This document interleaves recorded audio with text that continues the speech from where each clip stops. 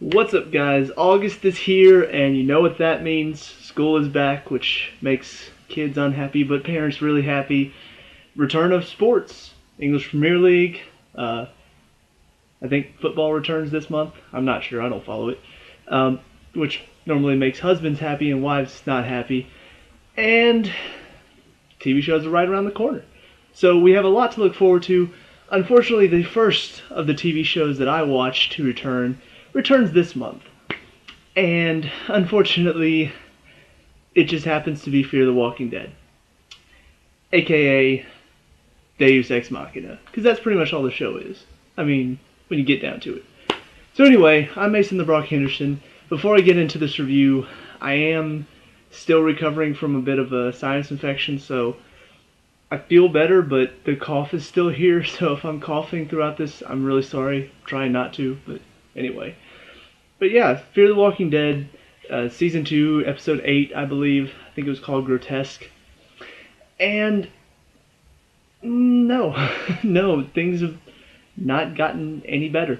I was hoping something would get better, but this entire episode is just marred with so many coincidences, Deus Ex Machinas, facepalm-worthy moments, that I can't even get into the story.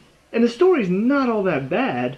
You know, Nick, he's an interesting enough character, not exactly one that I'm truly invested in, but the guy playing Nick is a good actor. He does well with his scenes that he has to do by himself. But the problem is that, one, the overarching story is still so just unbelievable to me that it's hard to get into.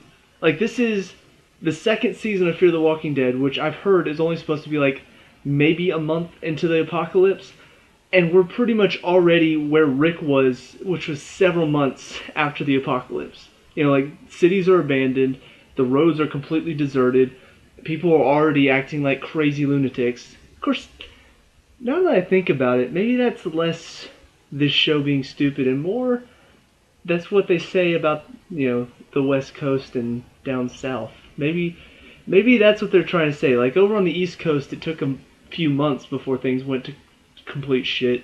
But on the West Coast and in Mexico, things just instantly went crazy. Maybe that's what they're trying to say. I don't know.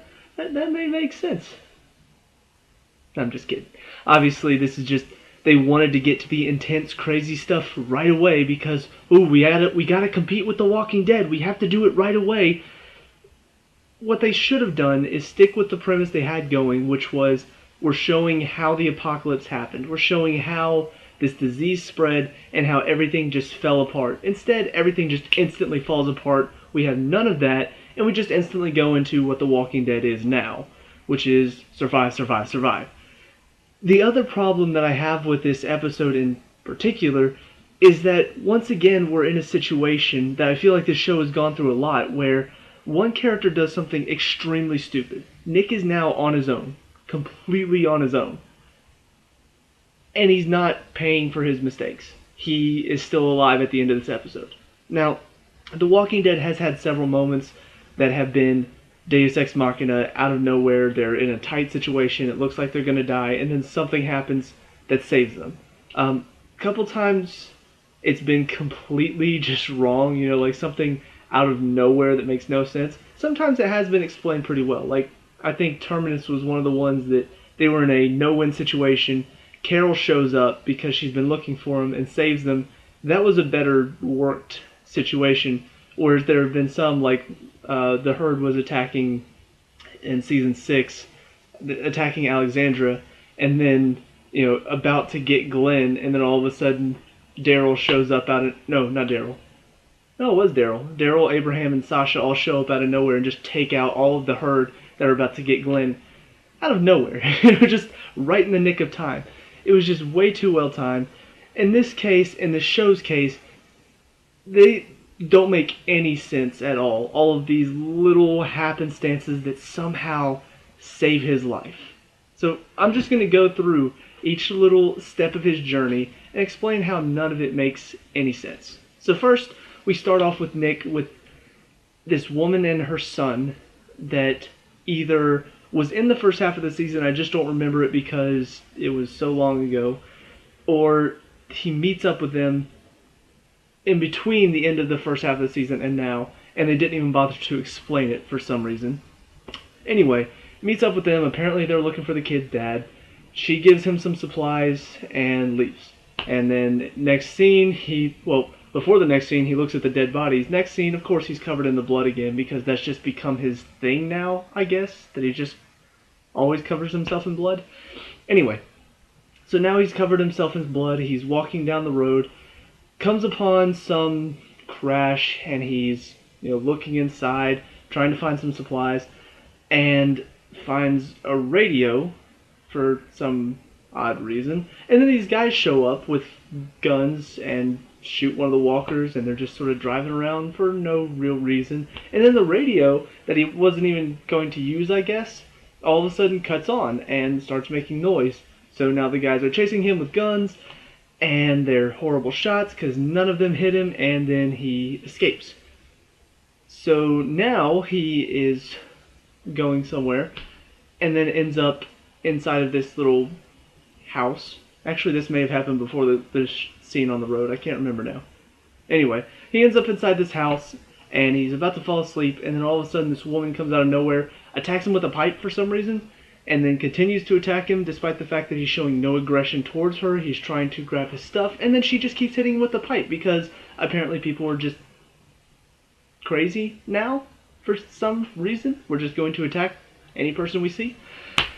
So now he's going and going and going. He ends up near a van and falls asleep, wakes up just in time as two dogs are about to attack him. They decided for some reason to wait until he woke up to attack him because if he didn't wake up, then he couldn't have fought back and saved himself. So then they bite his leg instead of going for his throat because, first of all, these dogs are for some reason aggressive and came out of nowhere and decide, hey, we're going to attack this human who's not even posing any threat to us. So they bite his leg. He manages to get him off, hops on top of the van, just in time for a herd of walkers to start coming after him. What are the odds? I mean, the fact that these dogs, who waited until he was awake to attack him, attacked him just in time for him to wake up before the herd of walkers got there. Coincidence? Hell yeah! So now he's on top of the van, the dogs go and start attacking the walkers eat the dogs, and then walkers start heading his way.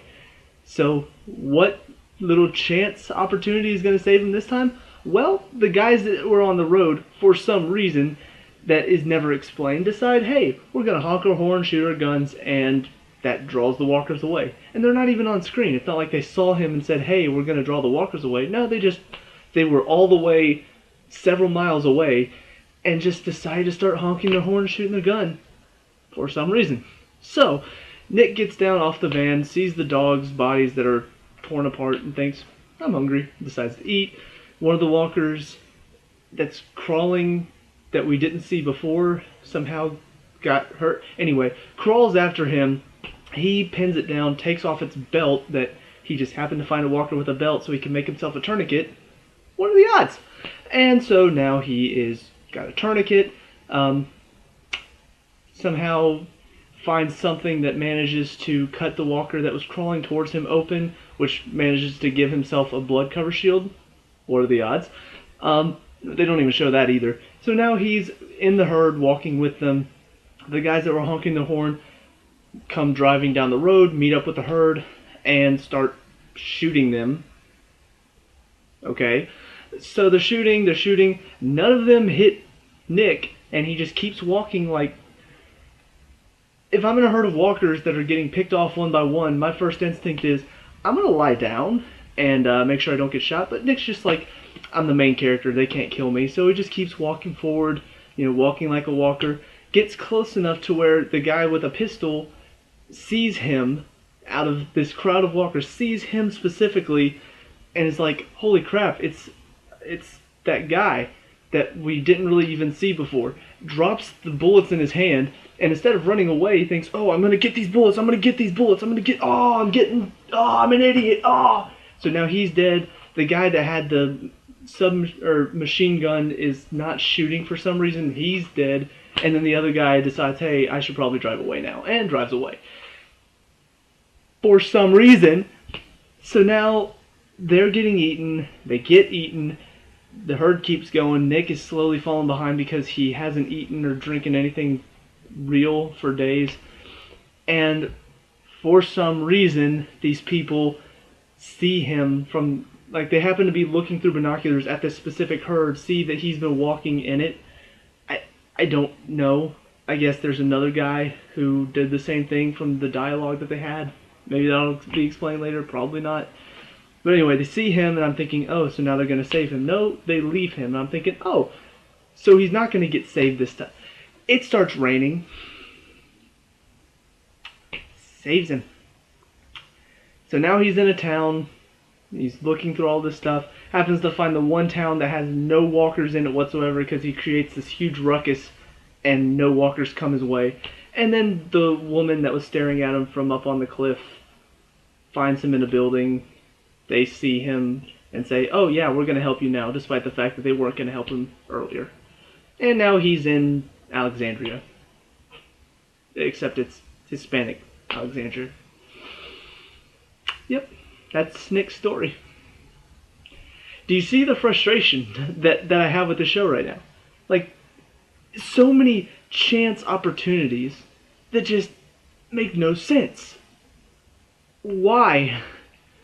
First of all, why is he not dead? That's the biggest question out of all of this. How is he able to go out on his own and not die? Like, they've already established several times that characters can make stupid decisions in the first season, first half of the second season. Characters have made stupid decisions, and none of them have died for it. That never happened in The Walking Dead. We've had characters that have made stupid decisions, and then they ended up dying, or somebody died because of those stupid decisions. In this show, it's like, oh, I'm going to go walk into this building without any thought whatsoever. Oh no, a walker's attacking me. I fight it off. What? It took Rick and his group, like, what, several months for them to get good at killing walkers? It's not even been a month. And these people were like, oh, we're experts. We know what we're doing. Nick, cover yourself in blood. We got this, guys. We're going to kill these walkers. When did that happen? How on earth have they gotten so good at not dying when it took Rick and his group so many months to get it down? It's like they just skipped over all of this. And the fact that Nick can go out on his own and survive like this, without food and water, for that matter, along with the fact that he's in a zombie apocalypse, just makes no sense. And it's frustrating that I have to watch this, because it should be better. The writers, I'm pretty sure one of the writers is the same for The Walking Dead or something like that. Robert Kirkman, I think, is involved. So how can they make so many obvious mistakes when The Walking Dead has only had a few mistakes in 6 seasons? And this is just one episode, and all of these glaring mistakes that just don't make any sense. And it's not even just the story mistake. There's so many little mistakes here and there. One, Nick's girlfriend. Could they not have gotten a better actress? I mean, I don't want to judge somebody's acting talent, but she was just really, really awkward. Like, especially when you put her alongside Nick, who is actually a good actor. A lot of her dialogue just sounded forced and not realistic. When she's with her parents and Nick's finding out about his dad dying, and she hears him scream no, and then she's like standing with her parents and she turns. 1 second. I'm just like, who does that? Like, who holds their finger out at their parents and says 1 second like that? I don't think anybody does. Like, it's just so unnatural. It's one thing to talk with your hands. It's another thing entirely to really force it out there. Let's see what else. There was the scene where Nick's trying to get the water out of the cactus. He can't get the water out, so then he gets a rock and, like, cuts it open, starts eating the center of the cactus, and then, like, pukes it up. And then a few seconds later, we see him drinking his own pee. Oh, wait. Eating the center of a cactus, bleh, drinking pee. Oh, like, what? And then later on, what was it? I feel like there was something else. Oh, he's eating the dog. He's eating the dog meat. And just pretty sure raw meat does not taste that good. You know, like, I'm pretty sure there would be some sort of reaction to tasting raw meat for the first time. But he's just like, oh, there's a walker coming my way. Oh, look, he's got a belt. How handy. It's just, really? Those mistakes couldn't have been fixed? You couldn't have said, okay, you're drinking pee. This is going to taste terrible. You need to make it seem like it tastes awful. You remember the cactus scene that we did earlier where you puked? About the same reaction. You're not going to puke, but it should make you want to. Okay? None of that. No direction, just... Oh! And that was it. Let's see. I'm trying to think of some of the other mistakes. There were several, and I'm surprised I remembered this many. Oh,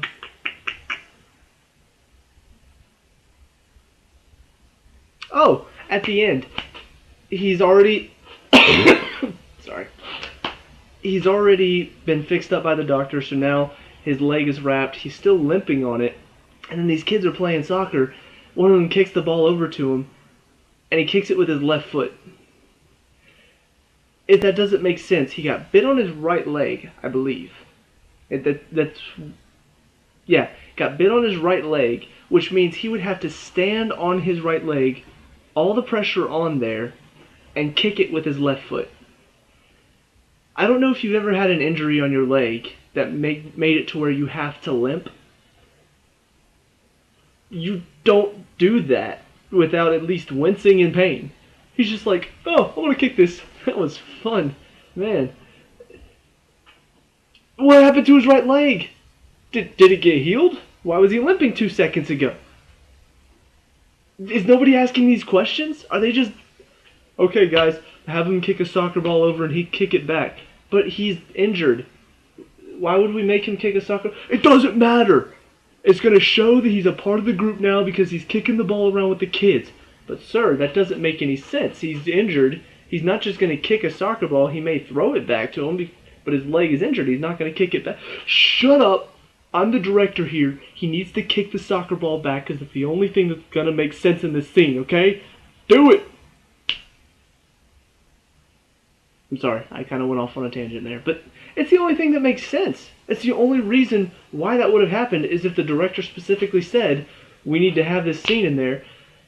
And if so, why have that scene in there, but cut out so many other crucial scenes? How did he get the blood shield on him those 2 times whenever he just looked over at a body and said, next scene, oh, he's covered in blood. How did that happen? Does he have a knife on him? When he was at the van, does he have a weapon on him? If so, why didn't he kill the walker and take the belt off? Why did he hold the walker down to take the belt off?